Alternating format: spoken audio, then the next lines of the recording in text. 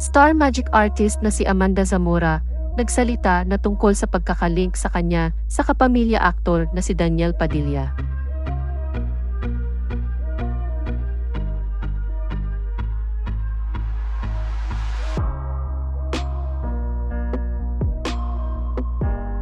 Matatandaang napag-usapan sa online show na Ogie Diaz, Showbiz Update ang tungkol sa umano'y bagong jowa ni kapamilya star Daniel Padilla.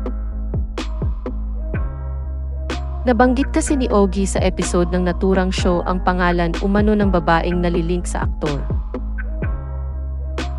Chika ni Ogie, may nagpin sa akin.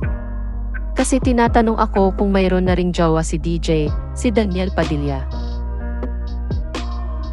At tinatanong ako kung totoo po ba na ang pangalan ng bagong girlfriend ni DJ ay Amanda.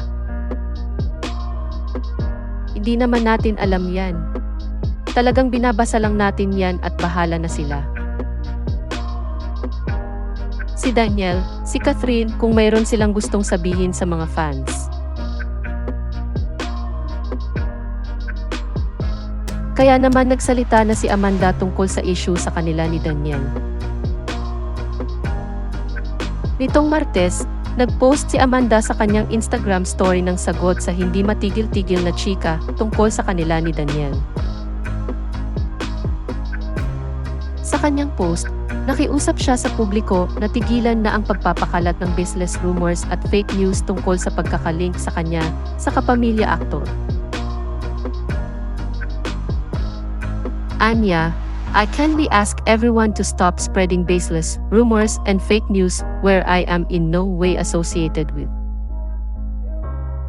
May we be kinder in words towards one another and practice discernment, especially on the internet. Thank you.